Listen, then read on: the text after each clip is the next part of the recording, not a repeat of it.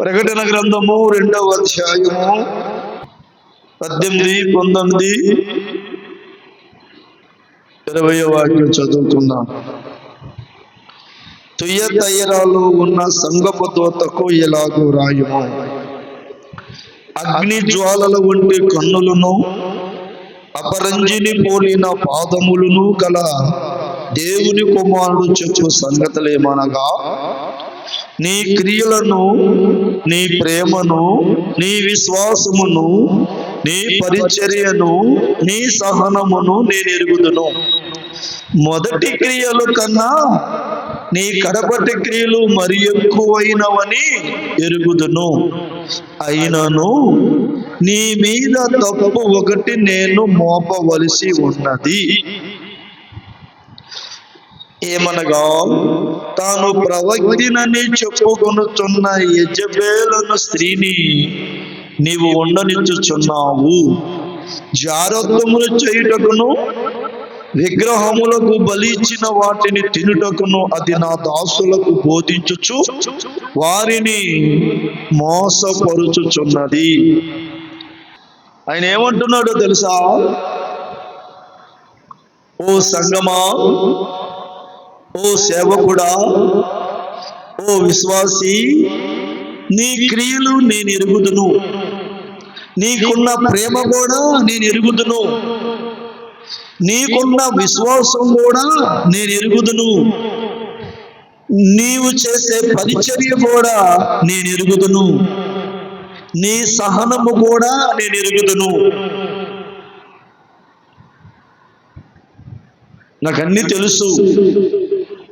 నీ క్రియలేంటో నాకు తెలుసు, నీ ప్రేమ ఎటువంటిదో నాకు తెలుసు, నీ విశ్వాసము ఎట్లాంటిదో నాకు తెలుసు, నీ పరిచర్య ఎట్లాంటిదో నాకు తెలుసు, నీ సహనము ఎటువంటిదో నాకు తెలుసు. నీ మొదటి క్రియల కంటే కడపటి క్రియలు ఇంకా ఎక్కువగా కనబడుతున్నాయి నా దృష్టిలో. శభాష్, దేవునికి స్తోత్రాలు. బిడ్డలారా, సంగమా, జాగ్రత్తగా ఆలోచించండి. నీ క్రియలు చూసా, కనిపెట్టా. ఎక్కడైనా లోపము దొరికిద్దేమోనని, ఎక్కడైనా సమస్య దొరికిద్దేమోనని, ఎక్కడైనా తప్పు దొరికిద్దేమోనని, ఎక్కడైనా నీ క్రియలలో లోపం కనిపించేదేమోనని చూస్తే నీ క్రియలలో నాకే లోపం కనబడలా. ఎక్కడ అపవిత్రమైన క్రియలు లేవు, ఎక్కడ అన్యాయమైన క్రియలు లేవు, ఎక్కడ మోసపు క్రియలు లేవు, ఎక్కడ అవినీతి క్రియలు లేవు, ఎక్కడ అక్రమ సంబంధమైన క్రియలు లేవు. సూపర్. రెండవది, నీ ప్రేమను కూడా నేను చూసా. అబ్బో, చాలా మంచి ప్రేమ నీది. నీ ప్రేమలో కూడా మర్చలేదు, నాకే లోపం కనబడలా. పొరుగు వాడిని ప్రేమించటం, సంఘంలో ఉన్నవాడిని ప్రేమించటం, ఒకరికొకరు ప్రేమించుకోవటం, దైవ సేవకుడు ప్రేమించటం, ఒకరి పట్ల ఒకరు చూపే ప్రేమ కూడా నాకు బాగా నచ్చింది. నీ ప్రేమలో కూడా నాకే మచ్చ కనబడలా. మూడవది, నీ విశ్వాసాన్ని కూడా చూసా. విశ్వాసంలో ఏమైనా లోపం కనిపించిందా అని చూస్తే, అబ్బే, విశ్వాసంలో కూడా బలంగానే ఉన్నావు. చెరగపోని విశ్వాసముతో, అచంచలమైన విశ్వాసముతో దేవునిపై గురి పెట్టుకుని విశ్వాస యాత్ర నువ్వు సాగిస్తున్నావు. నీ విశ్వాసం కూడా నేను చూసా. అబ్బే, నాకు ఎక్కడ లోపం దొరకలా.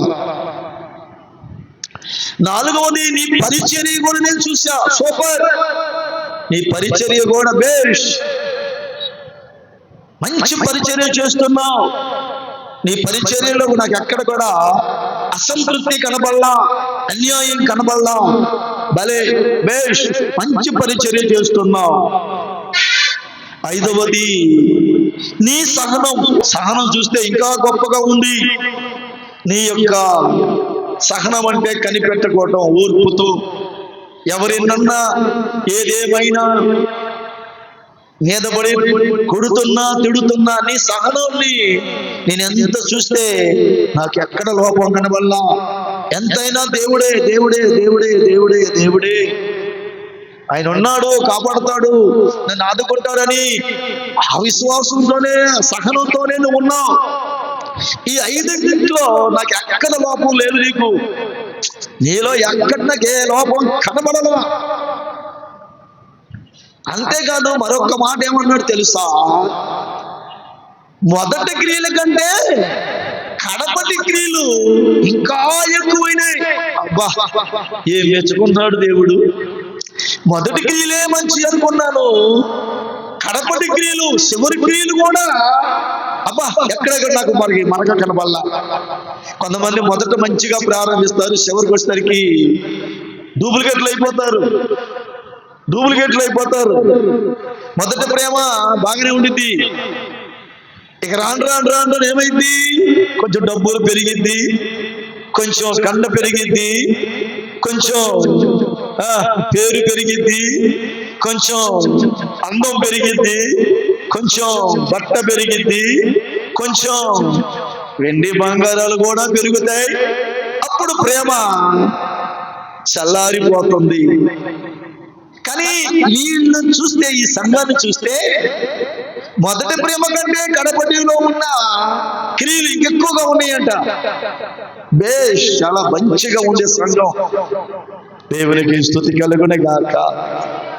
జాగ్రత్తగా వినండి, దేవుడు నిన్ను కూడా పరిశోధిస్తున్నాడు, నీ క్రియలు చూస్తున్నాడు. ఎటువంటివి నీ క్రియలు? ఆయన దృష్టిలో మంచిగా ఉన్నవా నీ క్రియలు? ఎటువంటివి నీ క్రియలు? క్రియలంటే చేసే పని. 24 గంటల్లో నువ్వు ఏమేం పనులు చేస్తున్నావు, అవి దేవుడి దృష్టిలో ఎలా ఉన్నాయి? ఈ సంఘాన్ని అన్నట్టుగా నిన్ను నన్ను అనగలడా? నీ క్రియలు కూడా బ్రహ్మాండంగా ఉన్నాయి. ఆనాడు ఆ సంఘం యొక్క ప్రేమ మచ్చలేదు, బేష్ అన్నాడు. మరి నీ ప్రేమ ఎటువంటిది? ఆనాడు ఆ సంఘం యొక్క విశ్వాసం బలమైనదే. మొదటి దానికంటే కడపటి విశ్వాసం బలంగా ఉందంటున్నాడు. మరి ఈరోజు నీ విశ్వాసం ఎటువంటిది? యేసయ్య కోసం బ్రతికే విశ్వాసమా? కొంచెం ఏమిలే, కొంచెంలేండి, మా ఓడికి చిన్నదే, అన్ని బాగున్నాయి, కానీ ఆ చిన్న దాంట్లోనే నీ విశ్వాసము ఎలా ఉంది? నువ్వు దేవునికి చేసే పరిచర్య బాగా చేస్తున్నావా? సంగమా, దేవునికి చేసే పరిచర్య చూస్తున్నాడు. నాకు ఉద్యోగం అండి, టైం లేదండి, నాకు అవ్వదండి కూర్చుంటే, నీకు కూడా చూస్తున్నాడు. మరి నిన్నేమంటాడు? అయితే నీకున్న సహనము చూస్తున్నాడు. కొడుతున్నారు, తిడుతున్నారు, దూషిస్తున్నారు, బాధిస్తున్నారు, వేధిస్తున్నారు, దుఃఖపెడుతున్నారు, అల్లరి పెడుతున్నారు, బజారుకి ఈడుస్తున్నారు. అటువంటి స్థితిలో దేవుడి మీదే ఆనుకొని నమ్మకంగా ప్రార్థనలో ఉన్నావా? నీ సహనం ఎలా ఉంది లోకములో? తుయదైరా సంఘము యొక్క సహనము బాగుంది. మరి నెల్లిమర్లో ఉన్న దేవుని బిడ్డలైన మీ సహనం ఎలా ఉంది? ఈ రాత్రి నువ్వు పరిశోధన చేసుకో. ఆయనకి తెలియదంటూ ఏది లేదు. ఆయన నీ DNA ఉన్నాడు. ఆయన నీ DNA ఉన్నాడు. మరి ఎలా ఉంటావు నీవు? ఒకసారి ఆలోచించుకో. మొదటి క్రియల కంటే కడపటి క్రియలు ఇంకెక్కువయ్యాయా? లేదా మొదటి క్రియల కంటే ఇప్పుడు క్రియలు నీచమైపోయాయా? మనిషికి మొదటున్న ప్రేమ ఇప్పుడు ఉందా? మొదటున్న విశ్వాసం ఇప్పుడు ఉందా? మొదటున్న క్రియలు ఇప్పుడు ఉన్నాయా? మొదట్లో నువ్వు ఎలా జీవించావు, ఇప్పుడు ఎలా జీవిస్తున్నావా? మొదటి క్రియలు ఎందుకు పోయాయి? కడపడి క్రియలు సరికి మంచిగా ఎందుకు లేవు? ఆ సంఘానికైతే మంచిగానే ఉంది. మరి నీ సంఘంలో నువ్వు ఎలా ఉన్నావు? నీ కడపటి క్రియలు ఎలా ఉన్నాయి? అప్పుడు ఎలా ప్రార్థన చేశావు? అప్పుడు ఎలా చర్చికి వచ్చావు? అప్పుడు ఎలా భక్తి చేశావు? అప్పుడు ఎంత ప్రేమ చూపించావు? అప్పుడు ఎలా ఏడ్చావు? కొత్తలో ప్రభు దగ్గరికి వచ్చిన కొత్తలో ఎలా నడిచావు? ఇప్పుడు ఎలా నడుస్తున్నావు? ఒకసారి ఆలోచించుకోమ్మా. ఒకప్పుడు తినడానికి తిండి లేదు, అప్పుడు మంచిగా ప్రార్థన, వాక్యము, దేవుడు, అబ్బా పాస్టర్ గారు, సంఘము, ప్రార్థన బాగుండేది. కొంచెం ఇప్పుడు దేవుడు ఏదో కన్ను చూపి బతకడానికి ఏదో చిన్న ఉద్యోగమో లేదంటే ఏదో వ్యాపారమో ఏదో పనో ఏదో ఒకటి ఇస్తే ఆహా పట్టుకోగలమా? ఈరోజు నిన్ను పట్టుకోగలమా? ఈరోజు నిన్ను పట్టుకోగలమా?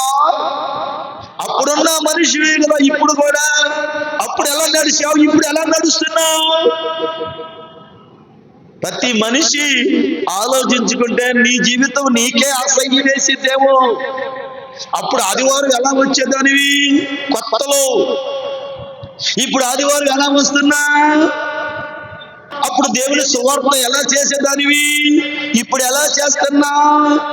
అప్పుడు దేవుని కోసం ఎంత పరిగెత్తేదానివి, ఇప్పుడు ఎలా పరిగెత్తుతున్నా? కనీసం పక్కమటోళ్ళన్నా ఒక రోజు వచ్చి ఒక గంటలో ప్రార్థన చేసుకుంటారేమో చూస్తా. పక్కమట ఉన్న వాళ్ళు కూడా రారు గుడికి. మళ్ళీ ఆదివారమే, శనివారమే. అదే బజార్కి వెళ్ళు, అదే ఒక అమ్మతో మాట్లాడు, అదే నీ ఇంటికి వస్తే ఎవరితో మాట్లాడు, గంటలు కూర్చుంటావే. వ్యర్థమైన కబుర్లు గంటలు చెప్తావే. వ్యర్థమైన తిరుగుళ్ళు అటు ఇటు గంటలు తిరుగుతావే. దేవుని మందిరానికి వెళ్ళి 10 నిమిషాలు ప్రార్థన చేసి వస్తామని మనసు రావట్లేదంటే నీ విశ్వాసం ఎంత ఉందో దేవుడి మీద. కనుక ఈ తుయతైర పట్టణంలో ఉన్న సంఘాన్ని చూస్తే దేవుడికి నచ్చాయి, బాగా నచ్చాయి. ఇవన్నీ చెప్పి ఆయన ఒక మాట అంటున్నాడు. ఏమని? అయినను నీ మీద ఒక తప్పు నేను మోపవలసి వచ్చింది అంటున్నాడు. ఇన్నిట్లో బాగానే ఉన్నావు, అన్నిట్లో సూపర్, క్రియలో సూపర్, ప్రేమలో సూపర్, విశ్వాసములో సూపర్, పరిచర్యలో సూపర్, సహనములో సూపర్, టాప్ ర్యాంక్ వచ్చేసింది నీకు. అయినను నీలో ఒక తప్పు మాత్రం నాకు దొరికింది. నీలో ఒక చిన్న తప్పు నాకు దొరికింది. అదేంటంటే ప్రవక్తని అని చెప్పుకోవాల్సిన యెజబెల్ అనే స్త్రీని నీలో ఉండనిచ్చావు. అది నీ తప్పు. ఎవరున్నారంట నీలో? యెజబెల్ అనే స్త్రీ. ఏ స్త్రీ అంట? యెజబెల్ అనే స్త్రీని ఉండనిచ్చావు. ఎవరు ఈ యెజబెలు? అది ఏం చేస్తుంది? జారత్వము జరిగించడానికి, విగ్రహాలకు బలించిన వాటిని తినడానికి. నా దాసులను మోసం చేస్తుంది అది, నా బిడ్డలను మోసం చేస్తుంది అది, నా సంఘాన్ని మోసం చేస్తుంది అది. నీలో నాకు దొరికిన తప్పు ఏంటంటే, నీలో నాకు దొరికిన లోపం ఏంటంటే యెజబెల్ అనే స్త్రీని నువ్వు ఉండనిచ్చావు. అదే నీ మీద నేను మోపుతున్న తప్పు. యెజబెల్ ఎవరు? ఆ సంఘములో ఆ యెజబెల్ ఎందుకు ఉండనిచ్చావు? అసలు యెజబెల్ చేసే పని ఏంటి? సంఘములో ఎందుకు ఉంది యెజబెలు? ఈరోజు సంఘములోనే కాదు, మనుషుల్లో కూడా యెజబెల్ ఉంది. హలో, ప్రతి మనిషిలో యెజబెల్ నివసిస్తుంది. సంఘాలలో యెజబెల్ ఉంచుకుంటున్నావు, దాని తోలేటల్లా. నీ జీవితంలో యెజబెల్ ఉంది, తోలేటల్లా.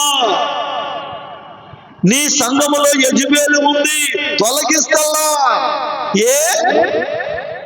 ఎందుకని దాన్ని ఉంచుకున్నావు? దాన్ని ఎందుకు నువ్వు తొలగించలేదు? యెజబెల్ అసలు ఎవరు? రండి మొదటి రాజుల గ్రంథము 16వ అధ్యాయము 29వ వాక్యం. యోధా రాజైన ఆషా ఏలుబడిలో 38వ సంవత్సరమున ఒమ్రీ కుమారుడైన ఆహాబు ఇశ్రాయేలు వారికి రాజై షామ్రోనులో ఇశ్రాయేలు వారిని 22 సంవత్సరాలు ఏలెను. ఒమ్రీ కుమారుడైన ఆహాబు తన పూర్వీకులందరినీ మించినంత యెహోవా దృష్టికి చెడుతనము చేసెను. నెబాతు కుమారుడైన యెరోబోము జరిగించిన పాపక్రియలను అనుసరించి నడుచుకొనుట స్వల్ప సంగతి అనుకుని అతడు సీదోనీలకు రాజైన ఎత్బయేలు కుమార్తె యెజబెలును వివాహము చేసుకొని బయలుదేవతను పూజించుచు వారికి మొక్కుచుండెను. దేవునికి స్తోత్రం. షామ్రోన్లో తాను బయలునకు కట్టించిన మందిరమందు బయలునకు ఒక బలిపీఠము కట్టించెను. మరియు ఆహాబు దేవతా స్తంభం ఒకటి నిలిపెను. ఈ ప్రకారము ఆహాబు తన పూర్వీకులైన ఇశ్రాయేలు రాజులందరికంటే ఎక్కువగా పాపము చేసి ఇశ్రాయేలు దేవుడైన యెహోవాకు కోపం పుట్టించెను. దేవునికి స్తోత్రం చెప్పండి. మీకు అర్థమైందా? సీదోనీల రాజైన ఎత్బయేలు కుమార్తె యెజబెలు, ఈమె బహు విగ్రహారాధికురాలు.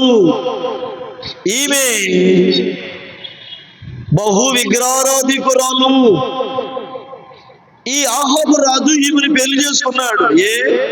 ఇశ్రాయేలు ప్రజల్లో ఎవరు దొరకలేక మహానుభావుడికి, ఇటువంటి మహానుభావులకి ఇశ్రాయేలు ప్రజల్లో దేవుని బిడ్డల్లో నచ్చలేదా ఎవడు? ఇవన్నీ నేను చెప్పాలంటే నాకు టైం చాలదు ప్రియులరా.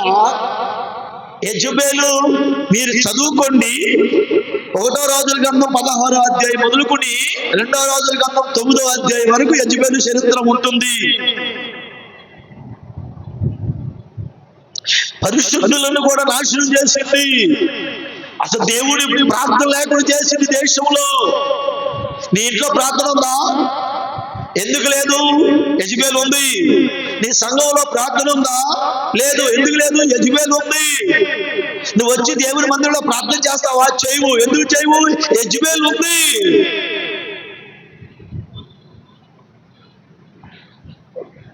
యెజబెలు మంత్రశక్తులు ఉపయోగించింది, శిల్లోక శక్తులు ఉపయోగించింది, ప్రజలు చంపేసేది. యెజబెలు రాజకీయ పరంగా కూడా ప్రజలు మోసం చేసింది,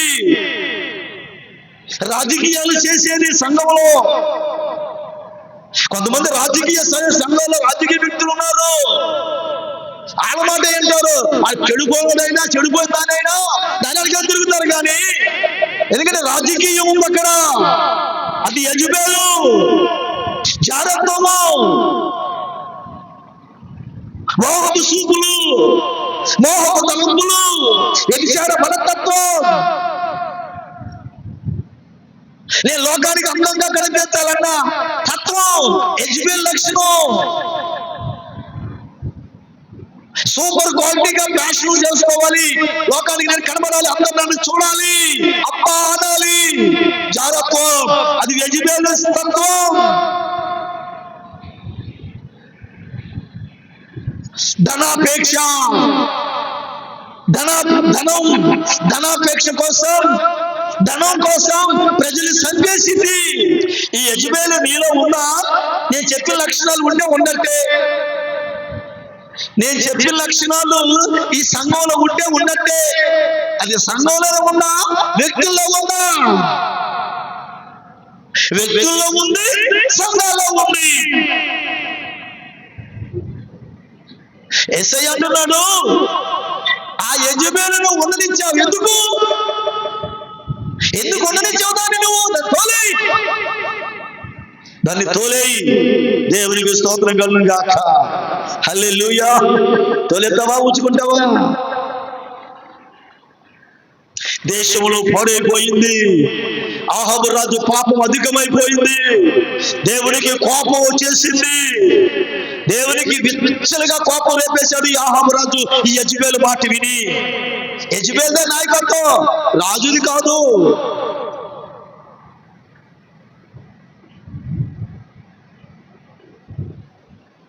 చాలా మంది నాయకత్వం ఇళ్లలో ఎవరిది?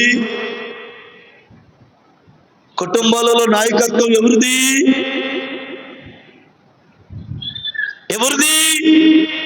ఈ విధముగా దేశాన్ని నాశనం చేస్తుంటే, ఈ విధముగా దేశాన్ని పాడు చేసి అసలు ఇశ్రాయేలు ప్రజలందరూ పాపానికి కారణమైంది.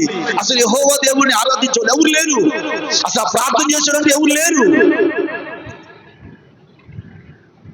అప్పుడు ఒక వ్యక్తికి రోషం వచ్చింది. ఈ యెజబెల్ని దేశంలో లేకుండా చేయాలనుకున్నాడు, ఈ యెజబెల్ని నాశనం చేయాలనుకున్నాడు, ఈ యెజబెల్ని అంతం చేయాలనుకున్నాడు, ఈ యెజబెల్ని అసలు ఈ దేశంలో నుంచి పారుదోయాలనుకున్నాడు. ఏం చేయాలనుకున్నాడు? ఎవరో తెలుసు? ఆయన రోషము కలిగిన ఏలియా లేచాడు. దేశాన్ని చిన్నబెలం చేస్తుంది యెజబెలు, సంఘాలు చిన్నబెలం చేస్తుంది యెజబెలు, వ్యక్తులని చిన్నబెలం చేస్తుంది యెజబెలు. దీని అంతం చేయాలని సంఘములో ఎవడైనా లేచాడా? ఎవడైనా ఉన్నారా? ఏ ఆడ మనిషి అయినా ఉందా? ఏ మగోడైనా ఉన్నాడా? ఈ సంఘంలో ఉన్న యెజబెల్ని తొలగించాలి, ఈ వ్యక్తులతో ఉన్న యెజబెల్ని నేను పోరాడి దాన్ని తీసేయాలి, యెజబెల్ని దూరం చేయాలి, వ్యక్తుల్లో ఉండకూడదు, సంఘములో ఉండకూడదని రోషం తెచ్చుకున్న దైవజనుడైన ఏలియా లేచాడు. తెలిసి 40 రోజులు ప్రార్థన ప్రారంభించాడు. ఆ కర్మేలు పర్వతం మీద ప్రార్థన ప్రారంభించాడు. దేవా, ఈ రాజ్యములో యెజబెలు నాశనం చేయాలి దేవా, యెజబెలు ఉండడానికి వీల్లేదు దేవా, నీ కార్యాలు ఆగిపోయినాయి, నీ పరిచర్య ఆగిపోయింది, అసలు నీ ప్రేమే లేదు, అసలు నీ మీద మనుషులకు ఇష్టమే లేదు, అసలు నువ్వంటే ఇష్టపడతా. కారణం ప్రతి ఒక్కరిలో యెజబెలు పనిచేస్తుంది. అందుకనే ఎవడు ప్రార్థన చేయటల్లా, అందుకనే ఎవడు ఆదివారం గుడికి రాటల్లా, అందుకనే ఎవడు సువార్త సేవకు రాటల్లా, అందుకనే దేవుని పని చేద్దామంటే ఏదో సాకులు చెప్తున్నారు, ఏదో వంకలు చెప్తున్నారు, ఏదో దొంగలు చెప్తున్నారు, కానీ ముందుకు రాటల్లా. కారణం ఏంటి? యెజబెలు పని చేస్తుంది. ఒక మనిషి చర్చకి రావట్లేదు, ఎందుకని? నాకు కోపం వస్తుంది. ఎందుకు రాదంటే నాకు అర్థమైంది, అవును యెజబెలు పని చేస్తా ఉంటాయి. వచ్చిన వాక్యం నేర్చుకోవట్లా, ఎందుకని? యెజబెలు పని చేస్తుంది. వాక్యానుసారంగా నడవదు, ఎందుకని? యెజబెలు పని చేస్తుంది. కన్నీటి ప్రార్థన చేయదు, ఎందుకని? యెజబెలు పని చేస్తుంది. ప్రేమతో మాట్లాడదు, ఎందుకని? యెజబెలు పని చేస్తుంది. దేవుని సువార్త చేద్దామరా, ఆత్మ సంపాదిద్దామరా అని నీకు ఆశ లేదు, ఎందుకని? యెజబెలు పని చేస్తుంది. పరిశుద్ధ జీవితం జీవించాలి, తప్పు చేయొద్దు, వాక్యం బట్టి నడవాలి, కానీ నడవలేకపోతున్నా. ఎందుకు? యెజబెలు ఉంది. ఇప్పుడు ఆ యెజబెల్ని ఉంచుకుందామా తొలగిద్దామా?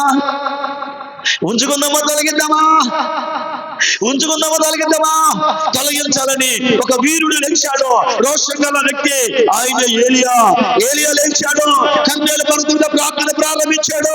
మోకరించి ప్రార్థన చేస్తున్నాడు. దేవా, నువ్వేం చేస్తావు నాకు తెలియదు, ఈ యెజబెలు నాశనం చేయాలా, దీని వల్ల దేశం పాడైపోయింది, సంఘం పాడైపోయింది, వ్యక్తులు పాడైపోతున్నారు, ఇది వలన ప్రపంచం నాశనం అయిపోయింది దేవా అని ఏలియా కర్మేలు పర్వతం మీద ప్రార్థన ప్రారంభించాడు. ఆసక్తితో ప్రారంభించాడు. దేవుడికి కూడా కోపం వచ్చేసింది. ఆ రాజు మీద, యెజబెలు మీద, ప్రజల మీద కోపం వచ్చేసింది. ఇక ఏలియా ప్రార్థన విన్నాడు. 3.5 సంవత్సరాల భూమి మీద వర్షం ఆపేయమన్నాడు.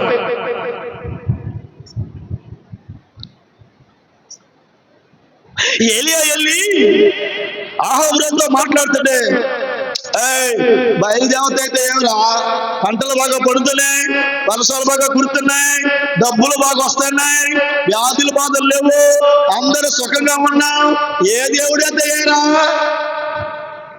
బయలుదేవత వల్ల బ్రహ్మాండంగా దేశం సాగిపోతుంది, అంటున్నాడు ఆహాబు రాజు. కాబట్టి ఏలియా కోపం వచ్చి వర్షం పడకుండా ఉంటే ఈ పంటలు ఎట్ట పండుతాయో, ఈ ప్రజలు ఏం తింటారో, ఎలా సస్తారో చూద్దాం అనుకున్నాడు. ప్రార్థన చేశాడు, వర్షం పడకుండా ఆపేశాడు. దేవునికి స్తోత్ర. లోకములో దేశంలో కరువు వచ్చేసింది. ఎవరో ఇప్పుడు ఈ బయలుదేవత ఈ యజ్బేలు ఏం చేయట్లా. యజ్బేలు వల్ల కాటల వర్షం కురిపెత్తో, ఈ యజ్బేలు వల్ల కాటల్లా, ఆ ప్రవక్తల వల్ల కాటల్లా. రెండు కర్మేలు పర్వతానికి అని పిలిచాడు ఏలియా. దేవుడు అక్కడ నిజ దేవుడు ప్రత్యక్షమయ్యాడు. అగ్ని దిగు వచ్చింది. ఏలియా ప్రార్థన విని అగ్ని దిగు వచ్చింది. ప్రజలు తెలుసుకున్నారు, ఓ అమ్మో మన దేవుడు యెహోవా, మన దేవుడు యెహోవా, మన దేవుడు యెహోవా అని తెలుసుకుని బయలుదేవత వైపు తిరగకుండా యెహోవా వైపు తిరిగారు. దేవునికి స్తోత్రం చెప్పు, చెప్పండి. దేవునికి స్తోత్రం చెప్పు, దేవునికి స్తోత్రం చెప్పు. ఇక్కడ మాట చెప్పి నేను ముగిస్తా. అదేంటి తెలుసా? ప్రజలను దేవుని వైపు తిప్పింది ఏలియా. ఎలాగా? పాడైపోతున్న ప్రజలను దేవుని వైపు ఎలా తిప్పాడు ఏలియా? పాడైపోతున్న నీ కుటుంబాన్ని ఎలా తిప్పగలవు దేవుని వైపు? హలో, ఉందా రోషం? ఉందా ఈ రోషం? ఉందా ఈ రోషం? ఈ రోషం తెచ్చుకోండి. దరిద్రపు రోషం మనకొద్దు.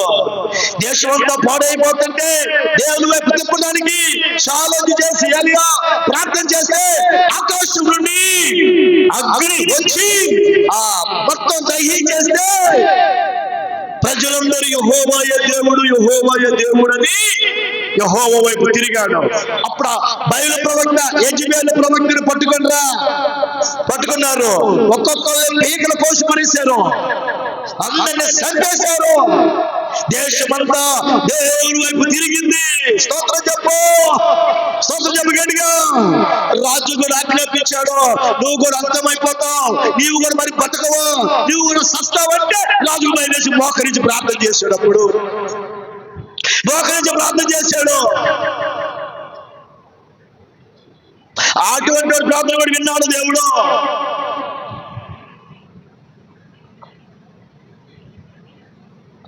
నీకు అర్థమైందా?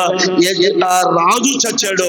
యెజ్బేలు మేడ మీద నుంచి ప్రజల కిందకు తోసేస్తే కింద పడిపోయి, రథం మీద పడిపోయి రక్తం సిందించి పేగులు బయటకు వచ్చి చచ్చింది. వీటన్నిటి కారణం ఎవరు? రోషము గల దేవుని బిడ్డ, రోషము గల ప్రవక్త ఏలియా. నీకు రోషం ఉందా? దేవుని సంఘములో నీతిని స్థాపించాలి, దేవుని సంఘములో సత్యాన్ని కట్టాలి. పనికి మాలిన వాళ్ళతో తిరగను నేను, చెత్త కొన్ని రకాలతో తిరగను నేను నీతిగా బతుకుతా, నీతిని స్థాపిస్తా, సంఘాల్లో న్యాయాన్ని పెడతా, విశ్వాసుల మధ్య సత్యాన్ని బోధిస్తా, అక్రమాలు బోధించను, అన్యాయాలు బోధించను, మోసాలు బోధించను. నీ స్నేహం ఎవరితో? యెజ్బేలుతోనా, యేసయ్యతోనా? ఎవరితో నీ స్నేహం? మంచి వాళ్ళతోనా, చెడ్డ వాళ్ళతోనా? నీ స్నేహం ఎవరితో? యెజ్బేలు నీలో ఉంటే చెడ్డవారితోనే, యెజ్బేలు నీలో ఉంటే తిరిగే వారితోనే. యెజ్బేలు లేకుండా దేవుని ఆత్మ నీలో ఉంటే సంఘము కోసం తపన పడతావు, ప్రార్థన చేస్తావు, ప్రజలను రేపుతావు, ప్రజలను రక్షించుకుంటావు. దేవుని వైపు తిరగకుండా లోకం వైపు తిరుగుతున్న ప్రజలను నువ్వు సంపాదించుకుంటావు.